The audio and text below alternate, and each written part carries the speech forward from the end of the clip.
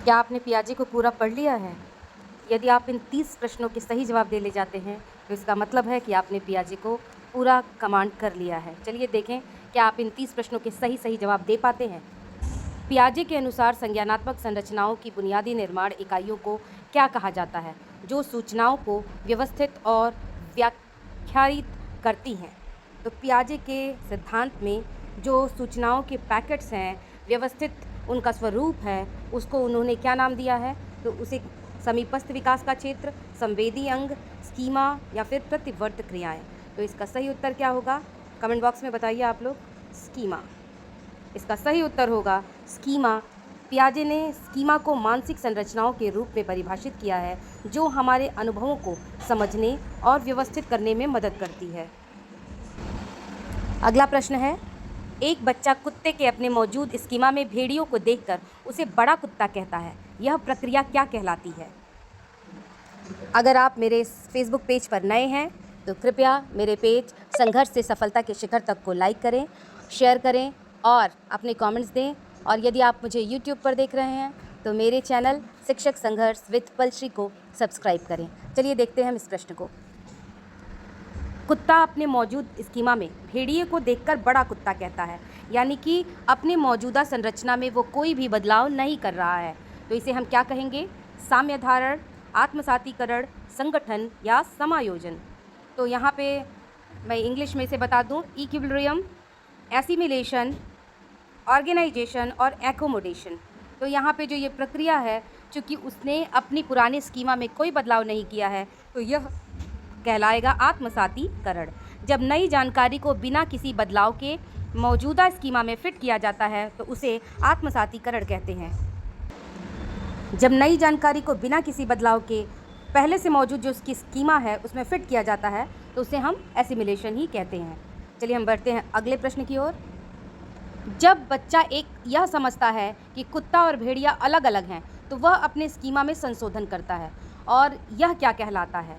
जीववाद यानी कि एनिमिज्म, आत्मसातीकरण यानी कि एसिमिलेशन, एकोमोडेशन यानी समायोजन और वस्तु स्थायित्व।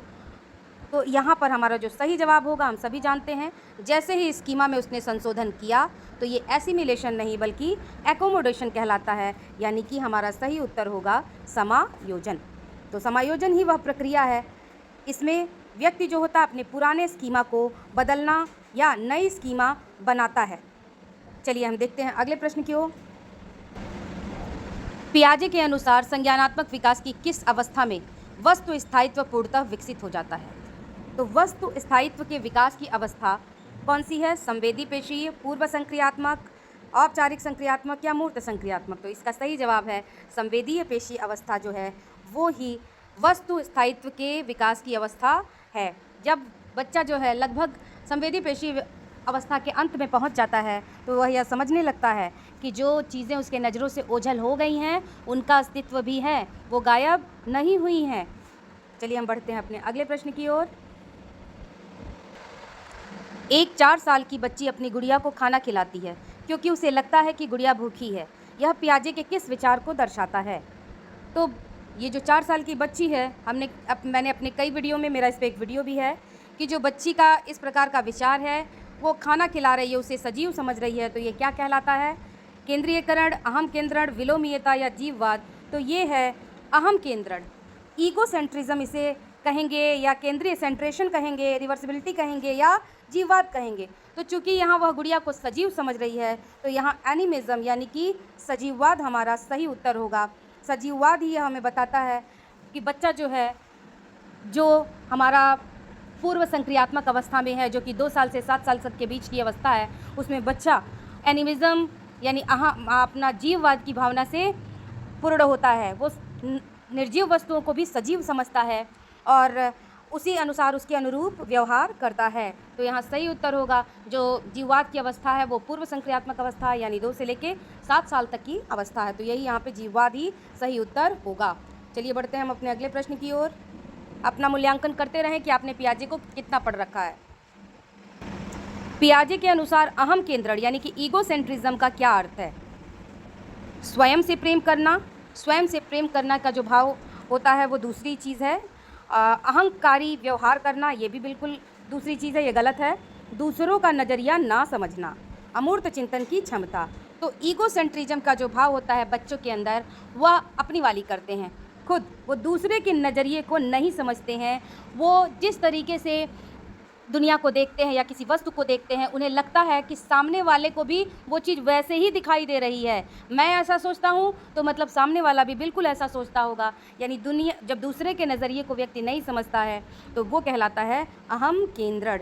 यहाँ पे सही उत्तर होगा दूसरों के नज़रिए को ना समझना। बच्चा यह मानता है कि जैसा वह देख या महसूस कर रहा है, पूरी दुनिया भी वैसा ही कर रही है। पियाजे ने अपने बच्चों पे 3 पहाड़ वाला प्रयोग किया था और उन्होंने देखा कि बच्चा उसके एक पक्ष को देख रहा है सामने वाले, और वो दूसरे पक्ष को अगर पूछा जाए जो उसके सामने बैठा था कि उसे कैसे दिखाई दे रहा होगा, तो वो सेम चीज़ें डिस्क्राइब करता था जैसा कि वो खुद देख रहा है। यानी उसकी सोच थी कि मुझे जो दिखाई दे रहा है, जो उसके सामने बैठा है, उसको भी वो पहाड़ उसी रूप में दिखाई दे रहा होगा। चलिए देखते हैं हम अगला प्रश्न अपना। एक बच्चा लंबे और पतले गिलास में पानी को चौड़े गिलास की तुलना में अधिक समझता है, जबकि पानी की मात्रा समान है। वह किस कमी से जूझ रहा है? अब बताइए। वो दोनों गिलासों के पानी में अंतर नहीं कर पा रहा है जबकि मात्रा समान है। तो कौन सा इसका सही उत्तर होगा? वस्तु स्थायित्व की कमी, अमूर्त चिंतन का अभाव, सकर्मकता की कमी, संरक्षण का अभाव। तो यहाँ पे जो हमारा आंसर होगा, ये मुझसे टिक हो गया गलती से, यहाँ पे सही उत्तर होगा संरक्षण का अभाव। मेरे स्क्रीन को टच करते ही ऑटोमेटिकली इसने उत्तर को ले लिया और by mistake I have chosen वस्तु स्थायित्व की कमी, while the right answer will be संरक्षण का अभाव। यानी कि यहाँ पे जो सही उत्तर होगा वो होगा संरक्षण का अभाव। स्क्रीन जरा सी भी टच हो जाती है, बस उत्तर सेलेक्ट हो गया ऑटोमेटिकली। यानी मैंने यहाँ एक रॉन्ग कर दिया, जबकि आपके साथ ही हम अभ्यास कर रहे हैं, देख रहे हैं कि गलती हो गई। इसीलिए हड़बड़ी हमेशा गलत होती है, हड़बड़ी में हमसे चीज़ें गलत हो जाती हैं। तो सीधे सीधे यहाँ पर होगा संरक्षण का नियम का अभाव। बच्चे को विलोमीयता का ज्ञान नहीं है और साथ ही संरक्षण का नियम का ज्ञान नहीं है। और इस नियम का जब ज्ञान नहीं होगा तो बच्चा मात्रा में परिवर्तन ना होने पे भी स्वरूप बदल गया तो वो समझता है चीज़ जो है वो बदल गई। और ये अवस्था कौन सी होती है?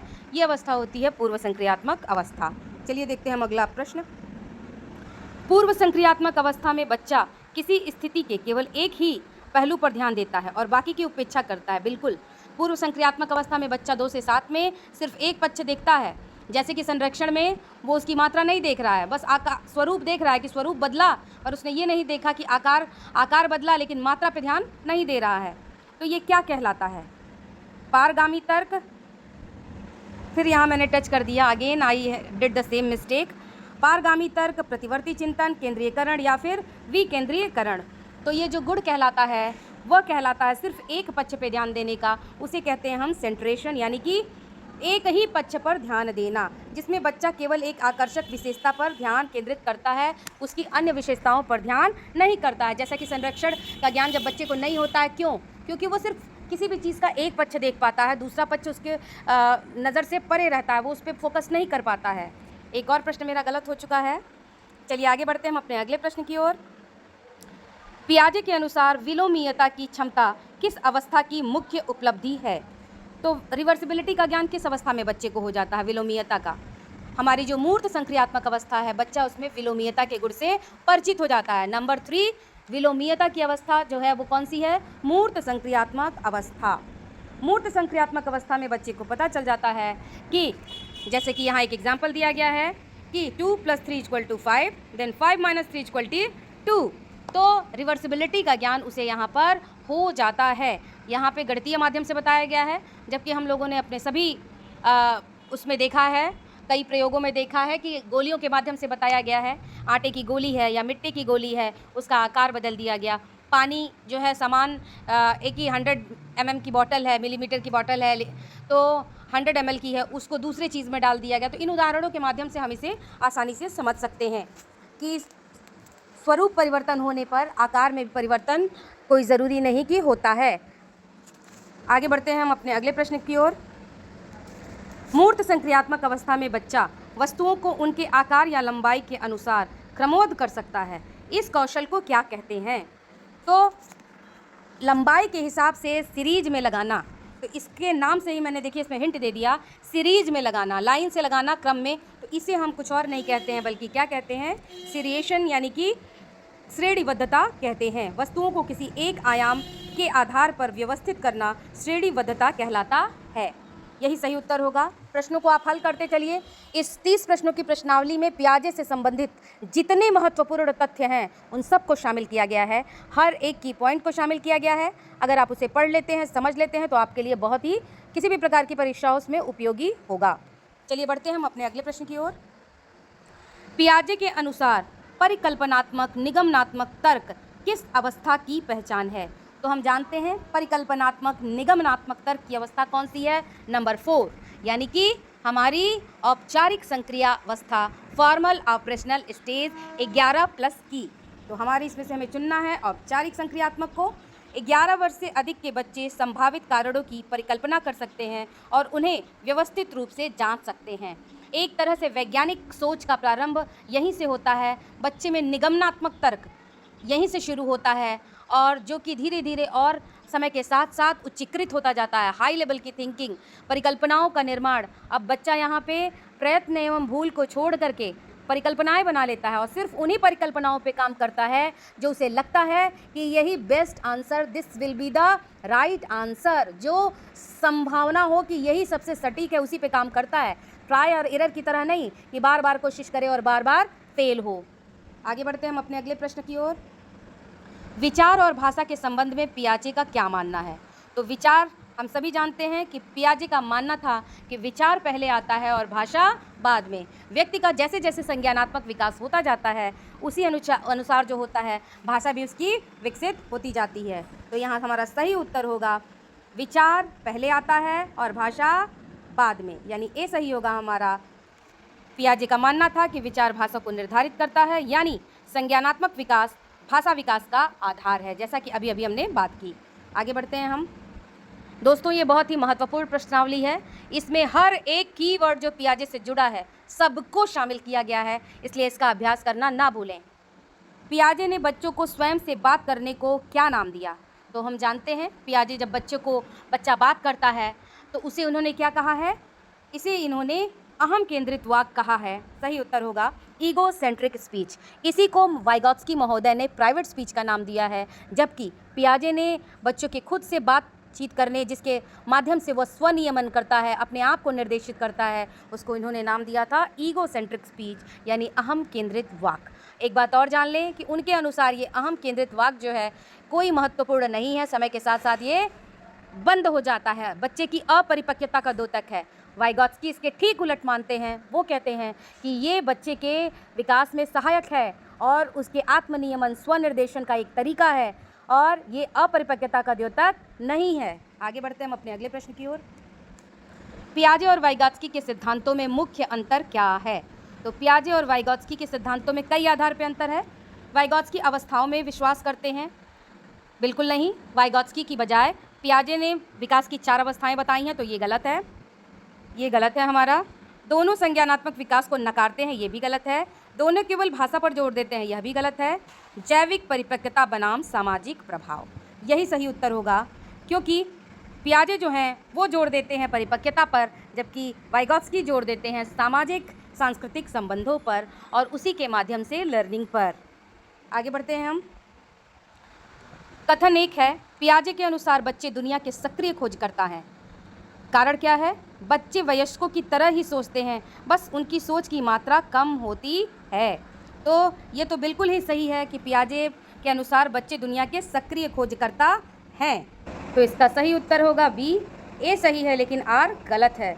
बच्चे दुनिया के सक्रिय खोजकर्ता तो हैं ही, एक नन्हा वैज्ञानिक तो है ही, लेकिन पियाजे के अनुसार बच्चों की सोच वयस्कों से गुणात्मक रूप में अलग होती है, मात्रा में नहीं। उनकी सोच, बच्चों की सोच और बड़ों की सोच में क्वालिटेटिव डिफरेंस होता है, ना कि क्वांटिटेटिव डिफरेंस। इस बात को याद रखेंगे, ये बहुत ही महत्वपूर्ण एक चीज़ है, इसको हमें याद रखना है कि यह प्रश्न बहुत इंपॉर्टेंट है। वयस्कों की तरह सोचते हैं, बस उनकी सोच की मात्रा में नहीं, बल्कि मात्रा नहीं गुणात्मकता में फ़र्क होता है, not quantity but qualitative difference होता है। आगे बढ़ेंगे हम अपने अगले प्रश्न की ओर। पियाजे के अनुसार साम्य धारण क्या है? तो साम्य धारण क्या है? इक्विलिब्रियम की स्थिति क्या होती है? असंतुलन की स्थिति। दूसरों से ज्ञान प्राप्त करना, संज्ञानात्मक संतुलन की स्थिति, केवल सूचनाओं को रटना नहीं। जब एसिमिलेशन या एकोमोडेशन के आधार पर बच्चे के जो स्कीमा है, उसका जो कॉग्निटिव थिंकिंग पैटर्न है, तो उसमें जब स्थिरता आती है तो उसे ही हम कहते हैं इक्विलिब्रियम, साम्य धारण, यानी संज्ञानात्मक संतुलन की स्थिति। इसे हम बोलेंगे संज्ञानात्मक संतुलन की स्थिति। यह आत्मसातीकरण और समायोजन के माध्यम से नए अनुभवों और मौजूदा ज्ञान के बीच संतुलन बनाने की प्रक्रिया है। चलिए देखते हैं, बहुत ही उच्च स्तर की प्रश्नावली है ये, इसलिए हर एक की पॉइंट है इसमें पियाजे से संबंधित। चलिए अगला प्रश्न देखते हैं हम।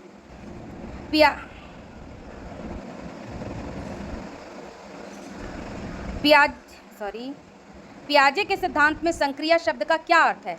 ऑपरेशन शब्द का क्या अर्थ है?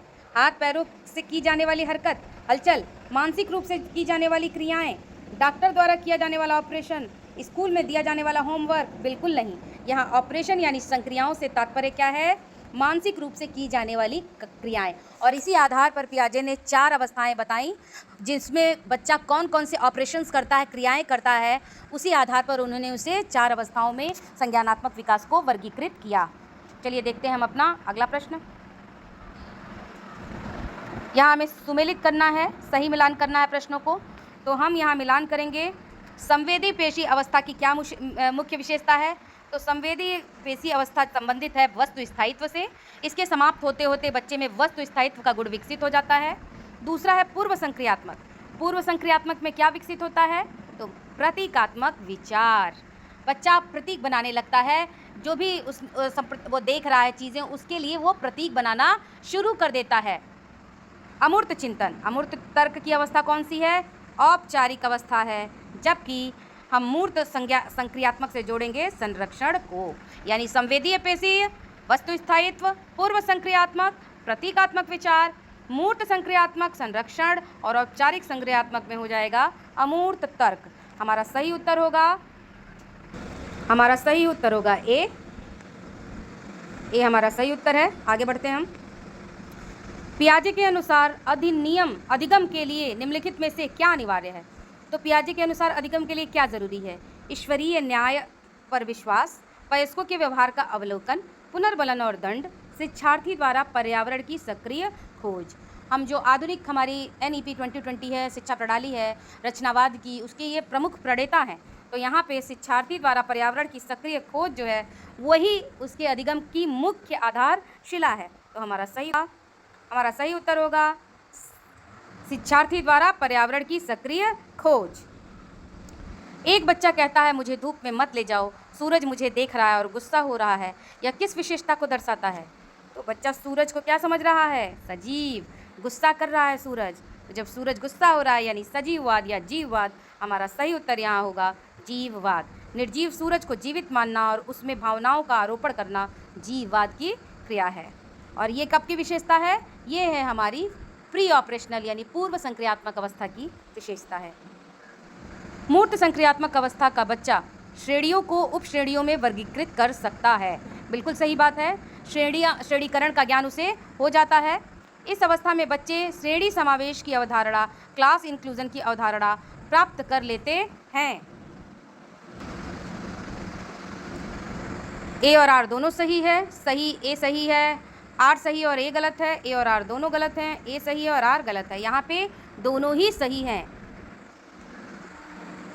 मूर्त संक्रियात्मक अवस्था में बच्चा यह समझ जाता है कि एक वस्तु एक ही समय में 2 अलग अलग श्रेणियों जैसे गुलाब और फूल का हिस्सा हो सकती है। तो यहाँ पे जो अवस्था होगी हमारी वो होगी मूर्त संक्रियात्मक अवस्था में बच्चा जो है श्रेणीकरण यानी सीरिएशन सीख लेता है और साथ में क्लास इंक्लूजन भी सीख लेता है कि किस श्रेणी में उस चीज़ को रखा जा सकता है। यहाँ श्रेणियाँ हैं और उप श्रेणियों में वर्गीकरण। तो उप श्रेणियों में वर्गीकरण का आधार ही क्लास इंक्लूजन है। जैसे फूल में भी विशेष श्रेणी हो गई हमारी गुलाब का फूल, तो बिना क्लास इंक्लूजन को समझे वो उप श्रेणियों में वर्गीकृत कर ही नहीं पाएगा। चलिए बढ़ते हैं हम अपने अगले प्रश्न की ओर। पियाजे के अनुसार विकास की प्रक्रिया कैसी है? तो कैसी है? ये भी बहुत ही सरल प्रश्न है, प्रायः पूछा गया है। सतत, आनुवंशिकता पर आधारित, पूरी तरह से सामाजिक, असतत। तो हम जानते हैं इन्होंने चूंकि अवस्थाओं में बांटा है, तो अवस्था में जब बांट दिया है तो सतत तो होगा नहीं, उसे हम असतत कहेंगे। पियाजे के अनुसार असतत, जबकि वाइगॉत्स्की के अनुसार याद रखेंगे सतत। तो हमारा सही उत्तर होगा असतत। चूंकि उन्होंने अवस्थाओं में बांटा, तो अवस्थाओं में बांटने के कारण ये असतत कहलाएगी। अगले प्रश्न की ओर बढ़ते हैं हम। एक किशोर किसी काल्पनिक समस्या को हल करने के लिए कई कारणों के बारे में सोचता है और यदि ऐसा हुआ तो क्या होगा का विचार करता है। यह क्या है? क्या हो सकता है? कई विकल्पों पे डाइवर्जेंट थिंकिंग कर सकता है वो कितने प्रकार की। तो यहाँ पे जो उसका चिंतन है वो कैसा है? मूर्त है, संभाव्यतापूर्ण चिंतन है, या इंद्रिय जनित कामक सोच है, या अतार्किक चिंतन है। काल्पनिक समस्या को हल करने के लिए कई विकल्पों के बारे में सोचता है। तो इसका सही उत्तर क्या होगा? इसका सही उत्तर होगा संभाव्यतापूर्ण चिंतन। ये जो चिंतन है ये औपचारिक संक्रियावस्था में बच्चा केवल वास्तविक ही नहीं बल्कि जो पॉसिबल या संभावित स्थितियों के बारे में भी सोच सकता है, परिकल्पनाओं का निर्माण कर सकता है। तो ये संभाव्यतापूर्ण चिंतन है। इसका सही उत्तर यही होगा। एक प्रकार का ये हाइपोथेटिकल थिंकिंग के बारे में ये हो जाएगा। हाइपोथेटिकल डिडक्टिव थिंकिंग जो है आपके फॉर्मल ऑपरेशनल स्टेज की ये विशेषता है। पियाजे के अनुसार जब बच्चा किसी समस्या को हल करने के लिए अपने चिंतन के तरीकों को बदलता है तो वह क्या कर रहा है? अब चिंतन में बदलाव कर रहा है। जहाँ भी बदलाव आएगा वहाँ पे हम समायोजन पर जाएंगे। चिंतन के पुराने तरीके को बदलकर नया तरीका अपनाना ही समायोजन कहलाता है। एज इट इज़ थिंकिंग कर रहा है, अपने स्कीमा में कोई बदलाव नहीं कर रहा है, वो एसिमिलेशन है, आत्मसातीकरण। जबकि जैसे ही अपने स्कीमा में वो परिवर्तन कर रहा है तुरंत वहाँ पे हमारा उत्तर हो जाएगा समायोजन। चलिए हम अपने 25वें प्रश्न की ओर बढ़ रहे हैं। अगर ये प्रश्नावली आपके सभी दिमाग के पटलों को खोल रही हो तो इसे लाइक, शेयर, कमेंट करना नहीं भूलिएगा, अपने कमेंट्स देना नहीं भूलिएगा, क्योंकि यह प्रश्नावली पियाजे से संबंधित समूह सभी लगभग तथ्यों को समाहित किए हुए है।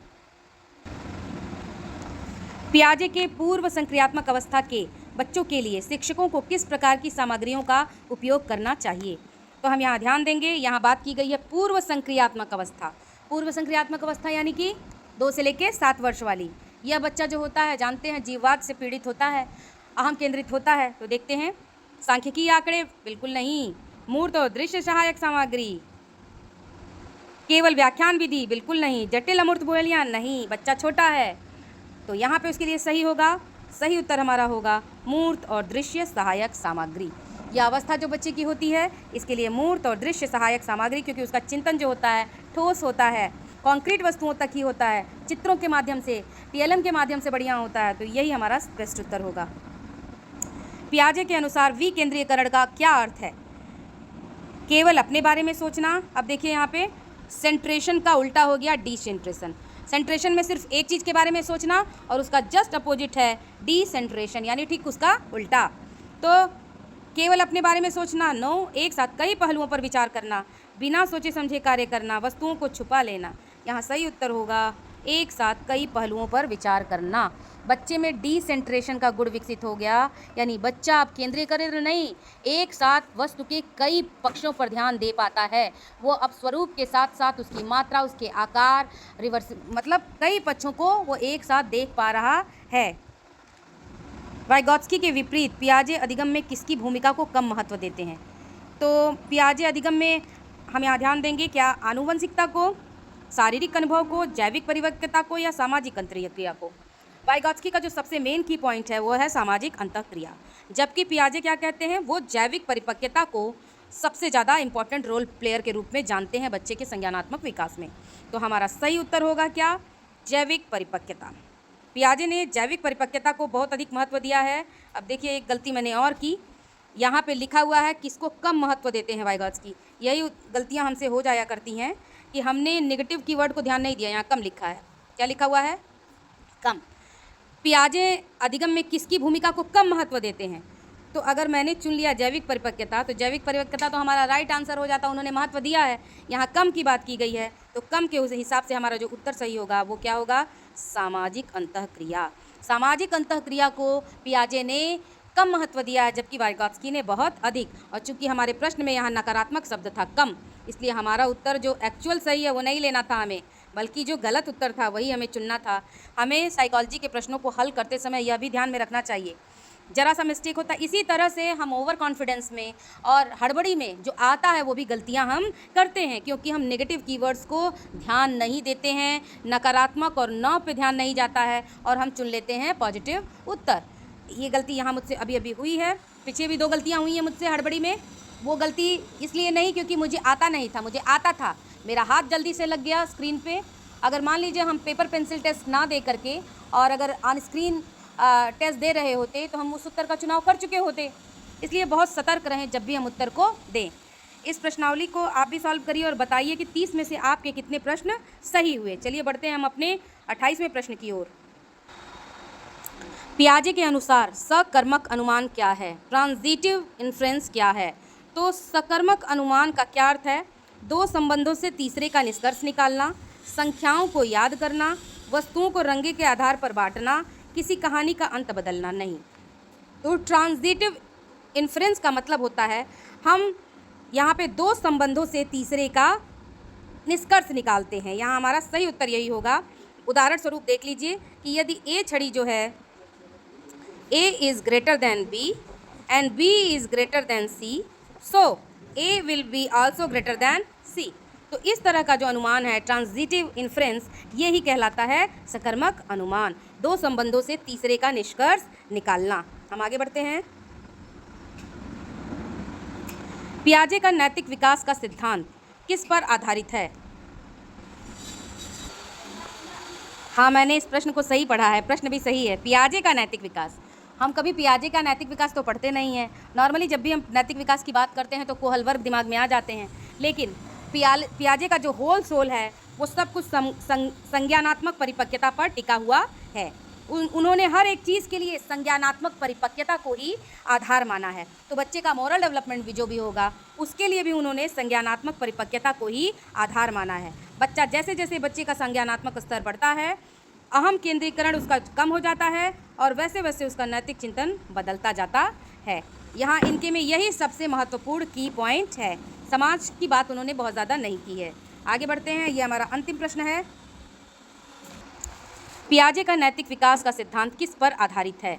तो पियाजे का जो नैतिक विकास का सिद्धांत है, अभी अभी हमने देख लिया इस प्रश्न को, याद रखिएगा। अब ये मत सोचिएगा कि मॉरल डेवलपमेंट की बात तो कोहल वर्ग ने की थी, क्योंकि उनके लिए सबके विकास का आधार जो है वो संज्ञानात्मक परिपक्वता ही है। चलिए आगे बढ़ते हैं।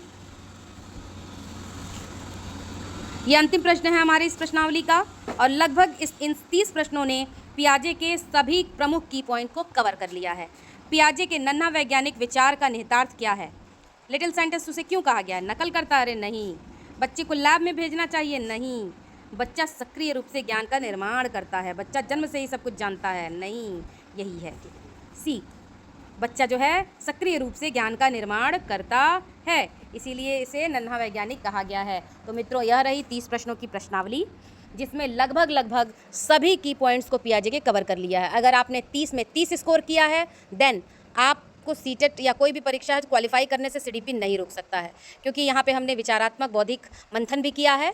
रट्टा मार प्रश्न यहाँ पर नहीं थे। अगर आपको की पॉइंट्स अच्छे से समझ नहीं आएंगे तो आप बोधात्मक प्रश्नों का उत्तर नहीं दे पाएंगे। जिसने भी 30 में से 30 स्कोर किया है, कमेंट बॉक्स में अपना नंबर ज़रूर बताएगा। और ऐसी प्रश्नावली जिसमें हम लगभग एक मनोवैज्ञानिक के सभी कीवर्ड्स को समाहित करेंगे, देखते रहिए मेरे पेज शिक्षक संघर्ष से सफलता के शिखर तक। और अगर आप यूट्यूब पे हैं तो मुझे देखते रहिए CDP विथ पल्लवी मैम, शिक्षक संघर्ष विद पलश्री। थैंक यू, नमस्ते, see you in the next video.